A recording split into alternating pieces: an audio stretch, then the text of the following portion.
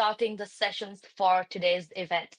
Please join me in extending a warm welcome to our first speaker for today, Mr. Pedro Miguel Diegues.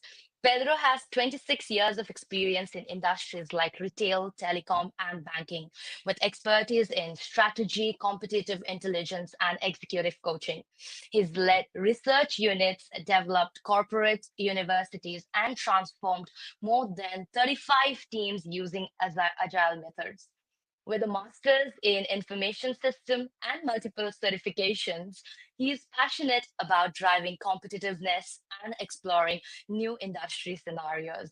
Hello, Pedro. How are you doing today? Thank you for joining Hi, us. hello, hello, Singer. I hope you all can hear me. I want to thank the Tech Job Fair for this invitation and for giving me the opportunity to talk a little bit about the future, which I am so passionate and I love to pass the knowledge to all the people and for them to practice and try to get some action and have some goals defined and go after their dreams. So that's what I'm here to talk a bit, and I will talk about a technique in this presentation, a future technique. But you can join me after to talk about the foresight, scenarios, lean management, agile, time management, and goal setting. So if you want, you can join me after the presentation, and I hope you will like what I have to share with you. So it's by Thank you, heart. Pedro. Thank you so much. Now I give the stage to you. The stage is all yours. And guys, if you have any questions, please feel free to drop your questions. Okay, thank you. So what I want to talk with you is how can we look forward? How can we drive change in our world, in our inner world, in this uncertain world? And I have a rhetorical question for you, which is why should we prepare ourselves for the future? Why? Um, I want to share with you a story of the human species. It's one small story in all our greatness as humans, which is that a long, long time ago, we almost faced human extinction. We have a lot of problems. Uh, why? Because we were people that lived by ourselves. We are nomads and we are collectors of food. We were always seeking for food, for shelter, and we were running away from animals and predators. So we have our lifespan was really small. So what happened is that in this human extinction, along the way, we raised from the bottom of the food chain from the top. And how did we do that? What happened? What happened for us to go from the bottom of the food chain to the top, to the middle top of the food chain? It was one thing, one of many, but one thing was that we learned to communicate with each other. We start to gather knowledge from each other. We know if we have to go from a place to place, sometimes we were stuck in a river and we drowned. We were climbing a mountain and we fall. We were running away from animals and we were caught. So we had that problem because we lived in a world with almost no communication, and we can't At that time, we can't give information to each other because we didn't know how to communicate uh, and pass the information. So along the way, what happened is that we start to communicate with each other and we learn the predators' patterns, where they were, where is what were the problems with the rivers that we have to cross, what was the problem with the wind or with the rain, what were the dangers that we have, and we learn and we pass that knowledge from generation to generation. So, and we start to understanding where and when we could to find food, and we start to see where and when we could be safe. Why? Because we communicate with each other. We start seeing the trends. The communication allowed us to understand the trends and to evolve. Okay, so because we know where are the predators, where are the what wind will do and rain will we will have, what natural disasters we could have, we start to be able to organize ourselves and to run away from the danger. So when we start knowing the events that could occur, we could prepare ourselves. We could start to be alert to dangers, as I said, and we got the ability to create the strategies to run away or to gather food. But we also had other thing, which was because we communicate and we know where the animals were, where the dangers were, we could plan with each other and start to evolve, raise in the value chain. So trends and knowing what will going to happen help us to organize ourselves. And understanding these trends allowed us to evolve and create the world that we have today. So we gone from 40 people in our species to 8 billion. It is a lot. So, but what world do we have today? We have a lot. We have as the army, uh, as the army says, we have a VUCA world because this is a concept that comes from the army, the VUCA. What is VUCA? We live in a VUCA world, and I'm going to explain you what VUCA is. VUCA stands for volatile. Our world is very, very volatile. It refers to the changing factors that are constantly changing, and we don't have control, like the weather, like the prices, and we have to adapt, adjust and adapt, adjust and adapt, as our species always did. U comes from uncertainty. Uncertainty means that the future has so many possibilities that sometimes we don't know if it is going to happen or not. What is going to happen? Like, what will happen if China attacks Taiwan? What's next? What's going to happen if Trump wins the elections, or if Kamala wins the elections? So we don't know. What happens if we have a natural disaster? We don't know. So it's uncertain. So, but it is complex too. The C, it's for complexity. The complexity is when the environment, there are too many variables in the environment, and I'm going to show you next. And those variables often influences each other.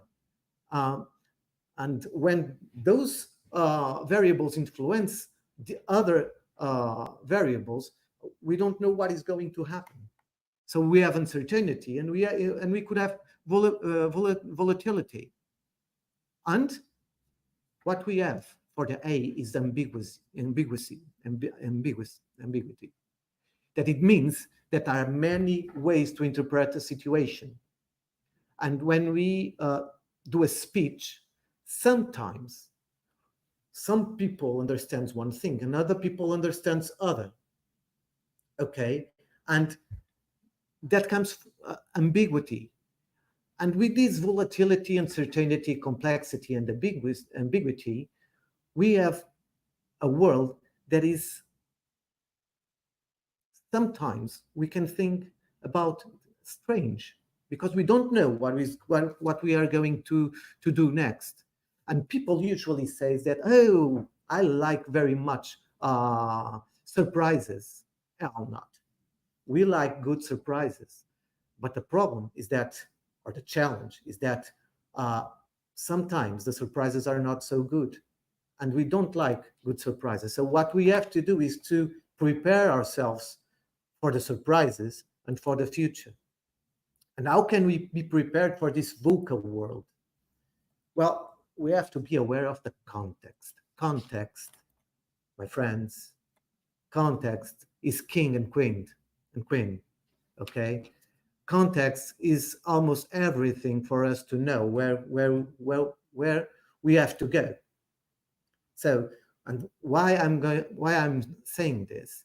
I'm saying this because our context in London and the way that we behave in London will be slightly different than the way that we'll behave and act in maybe Lisbon or in Vancouver or in Rio de Janeiro or in Kabul or in Tokyo. So the way we move, the way we act, the way if we feel, and the people that are around us influence influences. So the context, the way that I act will be different from place to place because there are many actors that will influence me, and there will be a lot of driving changes that will influence the actors and the organizations that influences me too.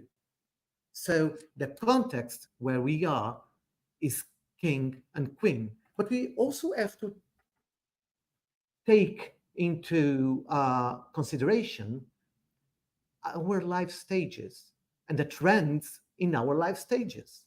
Why? Because there are some trends that happened in the stages of our life. Well, when we have month of age, we are dependent from our parents. But when we start to grow, we have some trends. We have, and we will be in some stages of our life. When we go to our adult life, we know that we are going to search for a job. We know that, and maybe we are going from job to job. We know that probably we are going out with our friends. We know that probably we can get married, children, and those trends. If we know that it can happen, we can prepare for them. Okay, so at 40 there are some trends that exist. At 60 there are others, and at 80 there are other trends in our lives that if we are aware of them, we can prepare ourselves for those trends. And why this is important? This is important because in this case that we are talking about job search in the tech job fair, so we can prepare for the job that we are looking for. We can know if we what influences us in the search and the seek for a job. Okay, what competences do we need? So we have to understand the events and the trends in our lives. We have to understand the events and the trends around our lives. So we have the internal context and the external context. So when we look to this point, to what we can see is this is me. And if I look around,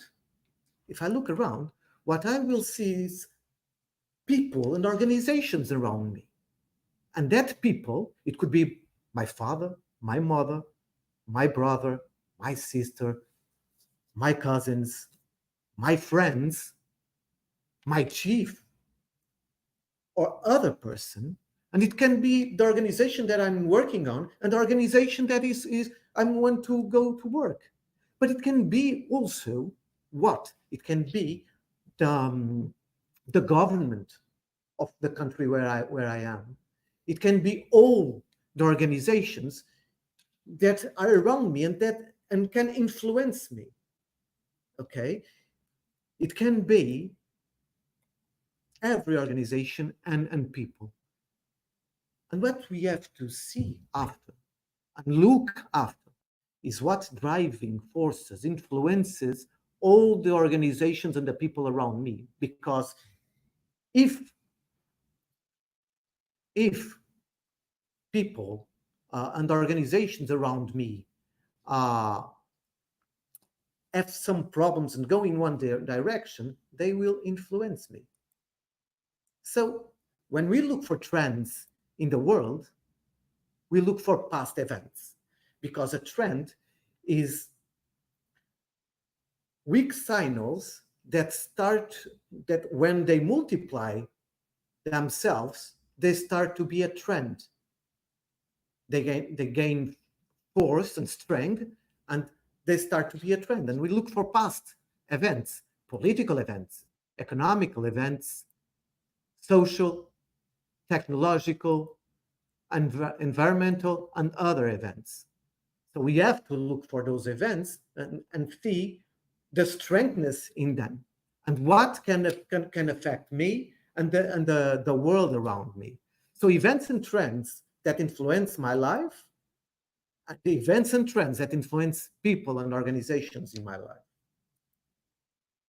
So when we start to do that, when we list them, those trends, we start to shape the future, because we know what the politics, we know the economics, and we know the society and so on. And when we can see that when you have a trend, you have one thing that it's named plausibility code, which if there's not a wild card, a strange thing happen, so the trend will go a little bit up or a little bit down, but nothing else. So, and when we do that, we start to acquire the ability to organize ourselves.